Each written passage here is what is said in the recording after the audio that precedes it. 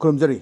elite ꯇꯤꯚꯤꯒꯤ taste of ꯀꯥꯔꯇꯨꯟꯒꯤ ꯃꯍꯥꯎ ꯃꯤꯡ ꯇꯥꯕꯤꯔꯤꯕꯁꯤꯡꯕꯨ ꯍꯥꯟꯅ ꯇꯥꯔꯝꯂꯛꯆꯔꯤ ꯃꯔꯨꯑꯣꯏꯅ ꯉꯁꯤ ꯏꯝꯐꯥꯜꯗ ꯐꯣꯡꯕ ꯄꯥꯎꯆꯦꯁꯤꯡꯒꯤ ꯀꯥꯔꯇꯨꯟꯁꯤꯡꯗ ꯀꯥꯔꯇꯨꯅꯤꯁꯁꯤꯡꯅ ꯀꯔꯤ ꯍꯥꯏꯅꯤꯡꯂꯤꯕ ꯀꯔꯤ ꯐꯣꯡꯗꯣꯛꯅꯤꯡꯂꯤꯕ ꯀꯔꯤ ꯋꯥꯈꯜ ꯈꯜꯍꯟꯅꯤꯡꯕ ꯍꯥꯏꯕꯗꯨ ꯃꯌꯥꯝ ꯁꯟꯗꯣꯛꯅ ꯊꯝꯖꯒꯦ ꯑꯍꯥꯟꯕ ꯂꯧꯈꯠꯆꯒꯦ ꯁꯉꯥꯏ ꯑꯦꯛꯁꯄ꯭ꯔꯦꯁꯀꯤ ꯑꯣꯟꯊꯣꯛꯄꯅꯤꯗ ꯍꯥꯏꯖ ꯑꯣꯟꯊꯣꯛꯄꯅꯤꯗ ꯍꯥꯏꯕ ꯀꯥꯔꯇꯨꯟꯁꯤ ꯌꯦꯡꯕꯤꯌꯨ ꯌꯥꯝ ꯐꯖꯕ ꯊꯝꯕꯥꯜꯒꯤ ꯕꯤꯟꯗꯤ ꯅꯝꯕ ꯊꯝꯕꯥꯜꯒꯤ ꯅꯨꯄꯤ ꯑꯩꯈꯣꯏ ꯃꯌꯥꯝ ꯑꯃ ꯎꯔꯦ ꯃꯌꯥꯝꯗ ꯊꯝꯕꯥꯜ ꯁꯥꯠꯂꯒ ꯂꯩꯕ ꯃꯤꯀꯣꯛ ꯃꯌꯥꯝꯁꯨ ꯊꯣꯔꯛꯑꯦ ꯃꯤ ꯃꯀꯣꯛ ꯃꯌꯥꯝꯒ ꯊꯝꯕꯥꯜꯒꯤꯁꯤ ꯑꯗꯨꯝ ꯑꯩꯈꯣꯏꯒꯤ ꯊꯝꯕꯥꯜꯒꯤ ꯁꯤ ꯄ꯭ꯔꯦꯁꯤꯗꯦꯟ ꯑꯣꯏꯕꯁꯤ ꯅꯨꯄꯤꯅ ꯑꯣꯏꯕꯅ ꯊꯝꯕꯥꯜꯒꯤ ꯄ꯭ꯔꯦꯁꯤꯗꯦꯟ ꯂꯧꯔꯁꯨ ꯌꯥꯔꯦ ꯕꯤꯟꯗꯤꯒꯤ ꯅꯝꯕꯁꯤꯗ ꯃꯥꯅ ꯍꯥꯏꯔꯦ ꯑꯩꯈꯣꯏ ꯃꯌꯥꯝ ꯐꯖꯅ ꯁꯥꯠꯄ ꯉꯝꯅꯕ ꯊꯝꯕꯥꯜꯒꯤ ꯅꯤꯡꯊꯧꯅ ꯍꯥꯔ ꯍꯥꯞꯄꯤꯕ ꯂꯥꯛꯇꯧꯔꯦ ꯃꯌꯥꯝꯁꯦ ꯅꯨꯡꯉꯥꯏꯔꯦꯅ ꯍꯧꯖꯤꯛ ꯂꯥꯛꯏꯕꯗꯤ ꯑꯩꯈꯣꯏ ꯁꯦꯞꯇꯦꯝꯕꯔꯒꯤ ꯇꯥꯡ 12ꯁꯤꯗ ꯑꯩꯈꯣꯏ ꯚꯥꯔꯠꯀꯤ ꯄ꯭ꯔꯙꯥꯟ ꯃꯟꯇ꯭ꯔꯤ ꯄ꯭ꯔꯥꯏꯝ ꯃꯤꯅꯤꯁꯇꯔ ꯅꯔꯦꯟꯗ꯭ꯔ ꯃꯣꯗꯤ ꯃꯅꯤꯄꯨꯔꯗ ꯂꯥꯛꯀꯅꯤ ꯍꯥꯏꯕꯒꯤ ꯍꯧꯖꯤꯛꯁꯤ ꯋꯥ ꯂꯥꯎꯅꯔꯤ ꯇꯣꯞ ꯑꯣꯐ ꯗ ꯇꯥꯎꯟꯅꯤ ꯃꯌꯥꯝꯒꯤ ꯑꯃꯗ ꯂꯩꯔꯛꯇ ꯀꯣꯟꯁꯥꯡꯗ ꯑꯗꯒꯤ ꯍꯣꯇꯦꯜꯗ ꯀꯔꯤꯗ ꯃꯌꯥꯝꯁꯤꯅꯤ ꯑꯗꯨꯅ ꯃꯥ ꯂꯥꯛꯑ ꯀꯔꯤ ꯇꯧꯒꯗꯣꯔꯤꯁꯤ ꯃꯌꯥꯝꯗ ꯑꯆꯧꯕ ꯁꯔꯄ꯭ꯔꯥꯏꯖ ꯑꯃ ꯄꯤꯗꯣꯔꯤꯕ꯭ꯔꯥ ꯀꯔꯤ ꯇꯧꯒꯗꯣꯔꯤꯒꯦ ꯁꯤ ꯃꯌꯥꯝꯁꯤ ꯌꯥꯝꯅ ꯂꯥꯡꯇꯛꯅꯔꯒ ꯂꯥꯛꯏꯕ ꯃꯇꯝꯅꯤ ꯑꯗꯨꯅ ꯁꯤ ꯏꯝꯐꯥꯜꯒꯤ ꯁꯦꯡꯂꯕ ꯂꯥꯏꯐꯝꯂꯦꯟ ꯀꯪꯂꯥꯗ ꯃꯤ 50,000 ꯆꯟꯕ ꯁꯦꯝꯃꯤ ꯑꯗꯒꯤ ꯆꯨꯔꯥꯆꯥꯟꯄꯨꯔꯗ ꯃꯤ 9,000 ꯆꯪꯕ ꯁꯦꯝꯃꯤ ꯍꯥꯏꯕ ꯍꯧꯖꯤꯛ ꯃꯌꯥꯝ ꯀꯟꯅ ꯂꯥꯎꯅꯔꯤꯕꯗꯨꯅꯤ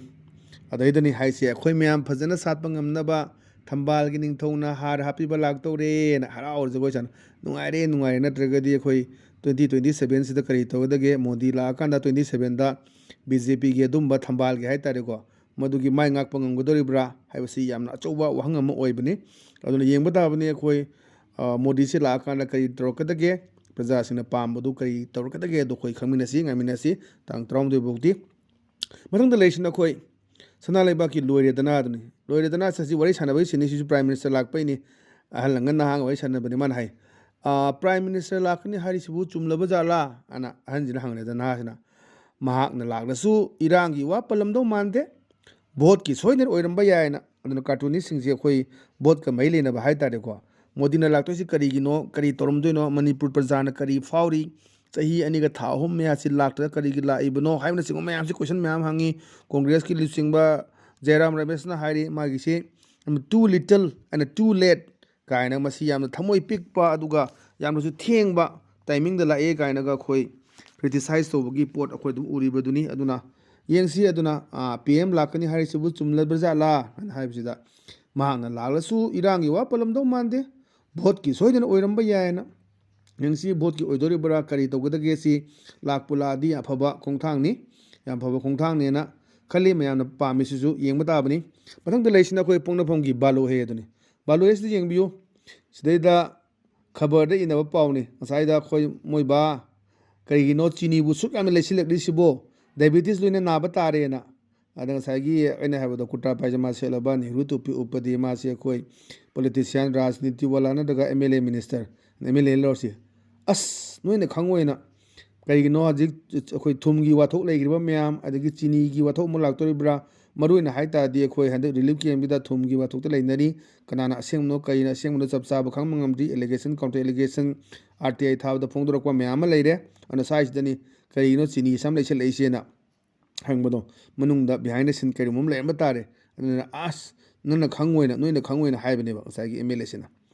अदे मथंगदना सोमदा मु मथंगदा लेसिना खोई होलन पाउगी अस लोइरे हाइदुनी सिदैदा माना हाइबदुनेबा अहलसे थबक अचौबा तौरंबा जानी द नहामा मागी स्टाफ ओइरंबा मा लंबिदा थेंगनबगी सिनने सिदा मा उलिसे दाइर इबुंगो खुराबु युम फाउ थिलमु वारेना हाइबा अमसना मख्वांग मेलगा अइबु प्रमोशन काहलमदबा अहनदु नत्रा तल्ली खुरा अन थिलोय हाइबदुनेबा तल्ली अदुन थिलोयने नंग अइना नावा इंगना थबक तोरिंगेदा प्रमोशन काहलमदबा अदुन हजिकसी अहल ओइरकांदा नंग कदवे तौते अदुना पिबा फमनते मंत्री एमएलए से अदुना हयेंग भोट कारक्तरबा मंत्री ओइरपु मतमददी माना थबम चलु मतमदा ngसागी ऑफिस की ब्यूरोक्रेट ऑफिसर सिंग अदु लैरिबा डिपार्टमेंट की लैरिसिंग जुदी मोदी हेक चाही हुमफुदु हुमबुगनि थोय हुमबुमंगा यौदिबोगा थबक तौदोइनी अन याम फजना लोइना बिबा नुसिना लोइना बिबा अदुनी कयबा थबमदा तौरसो हेंग चलु मतमदा इज्जत तौबिबदो हयेंग भोट कादना भोट कारंबा मिनिस्टर ओइरंबा ngau चटपा हजिक मयाम लೈ मयाम रेस्पेक्ट तौबिदबा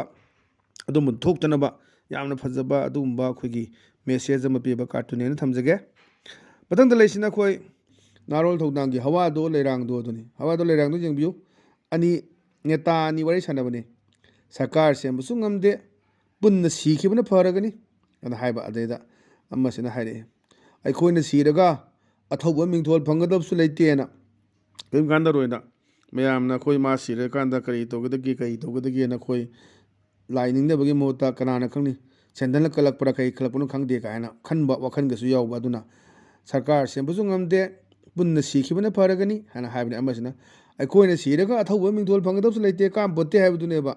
ꯑꯗꯨꯅ ꯁꯤꯁꯨ ꯌꯥꯝꯅ ꯃꯅꯨꯡꯗ ꯑꯥꯊ꯭ꯔ ꯑꯃ ꯆꯦꯟꯕ ꯌꯥꯝ ꯐꯖꯕ ꯀꯥꯔꯇꯨꯟꯅꯤ ꯃꯊꯪꯗ ꯂꯩꯔꯤꯁꯤꯅ ꯑꯩꯈꯣꯏ ꯄꯤꯄꯜꯁ ꯀ꯭ꯔꯣꯅꯤꯀꯜꯒꯤ ꯊ꯭ꯔꯁꯗꯦ ꯊꯤꯌꯦꯇꯔꯤꯁ ꯍꯥꯏꯗꯨꯅꯤ ꯌꯥꯝ ꯐꯖꯕ ꯁꯤꯗꯅꯤ ꯑꯗꯨꯗ ꯃꯥꯁꯦ ꯆꯠꯄꯒꯤ ꯄꯣꯠꯁꯤꯃ ꯀꯟꯐꯥꯔꯝ ꯑꯣꯏꯕꯒꯤ ꯁꯤꯟ ꯑꯃꯈꯛ ꯎꯠꯄꯅꯦ ꯑꯗ ꯃꯥꯅ ꯍꯥꯏꯌꯦ ꯍꯦ ꯂꯤꯁꯟ ꯍꯩ ꯇꯥꯕ꯭ꯔꯥ ꯒꯣ ꯑꯦꯟ ꯆꯦꯛ ꯆꯠꯂꯒ ꯌꯦꯡꯉꯣ weather the 13th day falls on Friday or not